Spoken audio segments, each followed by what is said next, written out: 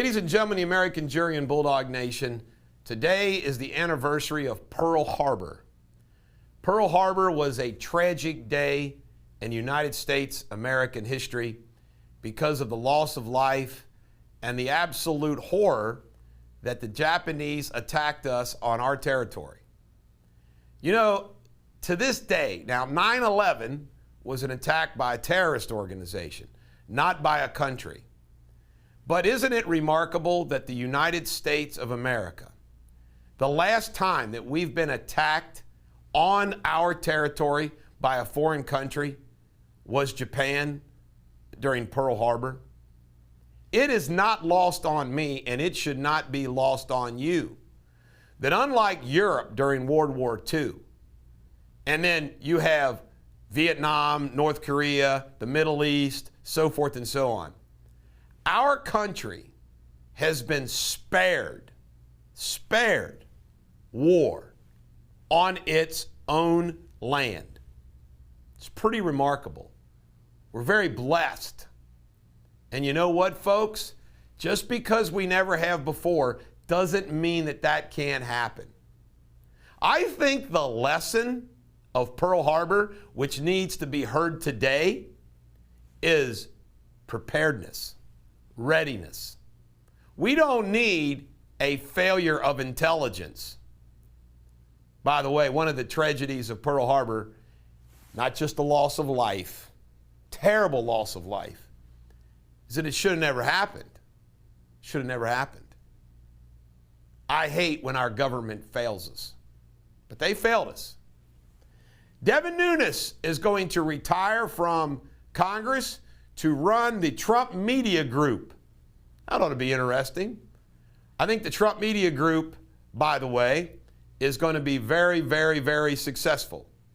And not only that, when you think about Trump's financial comeback, my guess is Trump will make the biggest comeback he's ever had through this media organization. He's got too big of a following not to be able to monetize that.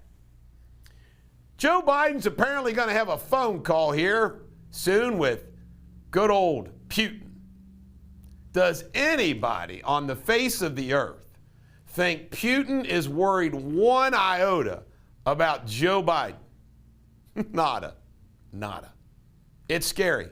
Remember, folks, he took aggressive acts. Putin did. Not under the Trump administration. Under the good old Barack Obama Biden administration. Went into Crimea, went into Ukraine, man. What did we do? Nothing. Heck, George Bush 43 let him take Georgia. Sick. There's been a lot of controversy relative to Thomas Massie's Christmas card. Now, I know Thomas Massie. I get along with him pretty well. You know, Thomas Massie loves the attention when he does these type of things. If you don't think for a minute that he didn't know his family Christmas card, but he's a true believer in the Second Amendment, don't get me wrong, wasn't going to cause a firestorm, trust me, he knew it. And he likes poking fun at the mainstream media. That's one hell of a gun he's holding in it. But you know what? I guarantee, folks, this Christmas card was in process of being done long before, I'm sure, the school shooting that happened. And you know what? Thomas Massie, just like me, he's not going to shrink from the issue of the Second Amendment because of a school shooting. Because just like him, me, and all the rest of us that believe in it, that school shooting had absolutely nothing to do with guns. It had to do with bad parents. It had to do with the school not protecting its kids, so forth and so on. It had nothing to do with guns. So, but Thomas Massie's enjoying the fun while he has it. Hunter. Good old Hunter. The Biden administration announced that part of the concern about fraud and manipulation and tax evasion and everything else comes from the art industry, art corruption. Pretty funny, isn't it? But isn't that funny? Joe Biden's son participating in what they say is a real issue. And not only that, we have Hunter and his China connection. I mean, this is unbelievable. Unbelievable. But look, here's what happened. Chris Cuomo, Andrew Cuomo, see, they all have the hubris knowing, well, the American Communist Party protects me. I can get away with everything. And one day, it's going to come bite them in the butt. One day, it will bite them in the butt. Speaking of China, good old Biden goes, well, we're not going to send any formal diplomats of any kind to the Beijing Olympics. Ooh. Meaningless. Meaningless. It came out in the Maxwell trial that Epstein, over the course of 8 years, had wired her $30 million plus. What was that for? It was for getting him a bunch of women. Girls.